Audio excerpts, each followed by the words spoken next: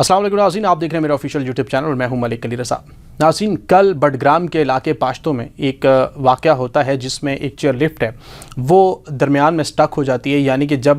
Chair lift basically اس لیے لگائی گئی تھی وہاں پر جو گاؤں کے جو لوگ ہوتے ہیں وہ ایک پہاڑ سے دوسرے پہاڑ، یعنی کہ ایک گاؤں سے ایک ٹیکری سے دوسری ٹیکری پر جاتے ہیں، اور بہت سارے پاکستان میں ایسے علاقے ہیں جہاں پہ ٹرانسپورٹ کا سسٹم نہیں ہے، جہاں پہ روڈز نہیں ہیں، وہاں پر یا تو مقامی لوگ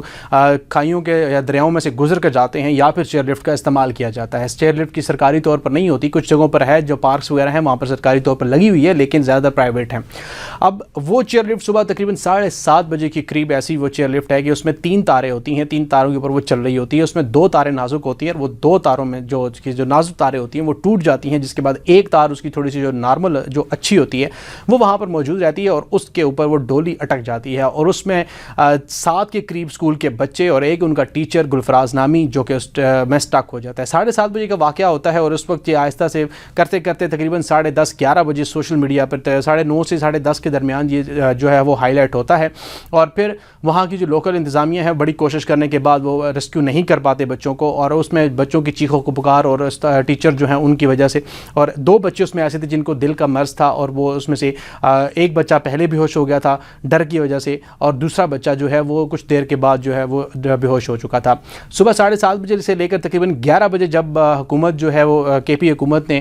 وفاقی حکومت کو ایک خط لکھتی ہے کہ اس میں پاکستان آرمی کی خدمات دی جاتی ہیں، جس میں پاکستان آرمی کو جب یہ جیسے ہی خبر ملتی ہے تو فوری طور پر پاکستان آرمی کے جو SSG کمانڈوز ہیں ان کو بھیجا جاتا ہے، اور پیراسلنگ کے تھرو جب وہاں ڈیسائیڈ ہوتا ہے کہ پیراسلنگ کے تھرو وہاں پر بچوں کو ریسکیو کیا جاتا ہے۔ بٹ جو ایسے علاقے ہوتے ہیں وہاں پر پہاڑی علاقہ ہوتا ہے، پہاڑی علاقے کا ویدر جو ہے وہ اتنا زیادہ جو ہے میٹر کرتا ہے اس طرح کے آپریشن میں جب آپ ہیلی سے آپریشن کر رہے ہیں۔ وہاں پر جب ریکی کی گئی، اور اس ریکی میں جب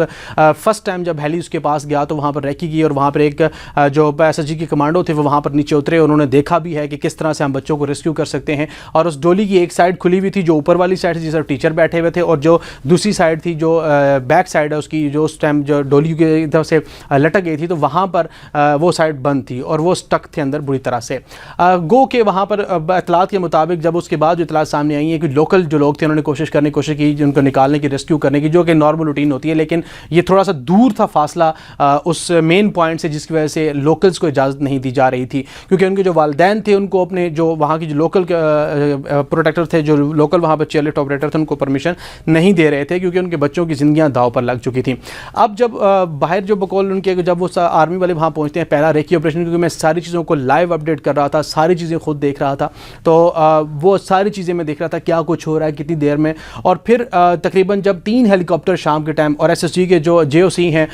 وہ رحمانی صاحب وہ بھی وہاں پر پہنچ گئے تھے، اور پھر اس کے بعد تقریباً پاکستان ایئر فورس کے جو ہیلی کاپٹرز ہیں اور ایویشن کے ہیلی کاپٹرز ہیں وہ تمام وہاں پر پہنچے تھے، اور اس طرح کی جو مقامی ایڈمنسٹریشن ہے وہ ساری وہاں پر پہنچ چکی تھی۔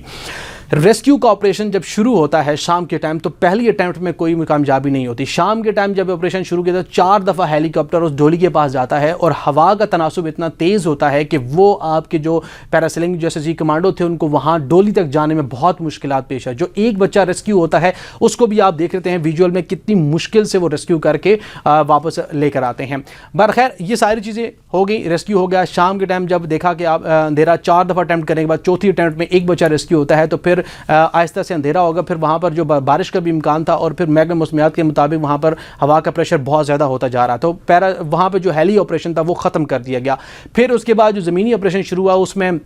الخدمت فاؤنڈیشن کے جو لوگ تھے، اور ایک ہیون جو کلب ہے، ایڈونچر کلب ہے، اس کے جو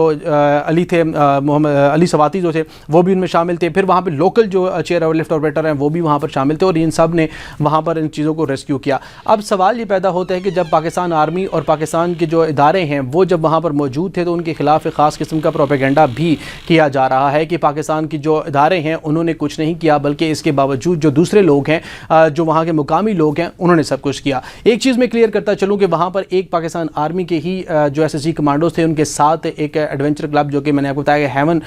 کلب ہے، اس کے جو لوگ تھے وہ وہاں پر ان کے ساتھ گئے، اور اس کے ساتھ وہاں پر انہوں نے ان کو ریسکیو کیا۔ محمد علی جو تھے انہوں نے وہاں پہ ریسکیو آپریشن میں حصہ لیا۔ وہاں پہ مقامی جو لوگ تھے ان کو بھی ہائر کیا گیا تھا، جو کہ پاکستان آرمی اور پاکستان کی وہاں جو لوکل ایڈمنسٹریشن ہے ان کی جانب سے ہائر کیا تھا تاکہ اس آپریشن کو رات کے ٹائم اگر ضرورت پڑے تو ان کی مدد سے وہاں پہ کر سکے۔ لوکل جو کمیونٹی ہے اس نے بہت ساتھ دیا ہے، اور جو وہاں کے لوگ ہیں مقامی انہوں انہوں نے اتنا اپریشیٹ کیا اس چیز کو کہ وہ اس چیز میں دیکھتے ہیں کہ کس طرح سے آرمی نے بھی ہیلپ کیا, کس طرح سے مقامی لوگوں نے ہیلپ کیا. تو جب عادل رحمانی صاحب کی ہم نے بات سنی, جو GOC ہیں SSG کے, انہوں نے کہا کہ وہاں پر سب سے زیادہ جو حوصلہ اگر دیکھنے میں آیا ہے تو وہ پاکستان کی جو وہاں کی لوکل کمیونٹی ہے,